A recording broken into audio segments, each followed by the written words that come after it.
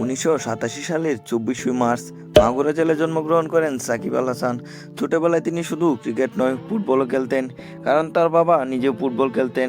কিন্তু 1997 সালে Bangladesh ICC trophy জিতে 1999 বিশ্বকাপে খেলার যোগ্যতা অর্জন করলে সাকিবের আগ্রহ ক্রিকেটের দিকে আরও বেড়ে যায়। শুরুতে তিনি মাগুরার বিভিন্ন গ্রামে টেপ টেনিস বল দিয়ে ক্রিকেট খেলতেন। কোনো পেশাদার কোচিং ছিল না, ছিল শুধু নিজের ইচ্ছাশক্তি আর প্রতিভা। একদিন স্থানীয় একটি ম্যাচে তার অসাধারণ ব্যাটিং ও বোলিং দেখে এক আম্পায়ারের নজরে পড়েন। সেই আম্পায়ারের পরামর্শেই সাকিবকে একটি সংগঠিত ক্রিকেট দলে খেলার সুযোগ দেওয়া হয়।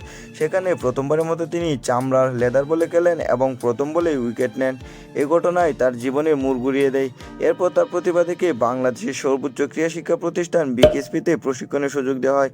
সেখানে 6 মাসের কঠোর অনুশীলনের মাধ্যমে তিনি নিজের ব্যাটিং, বোলিং ও ফিটনেসকে নতুন উচ্চতায় নিয়ে যান। বিকেএসপির কঠোর নিয়ম অনুবর্তিতা তার মানসিক দৃঢ়তা ও শৃঙ্খলা গড়ে তুলতে গুরুত্বপূর্ণ ভূমিকা রাখে। 2003 সালে বাংলাদেশ অনূর্ধ্ব-17 দলের হয়ে অভিষেক করেন সাকিব আল হাসান।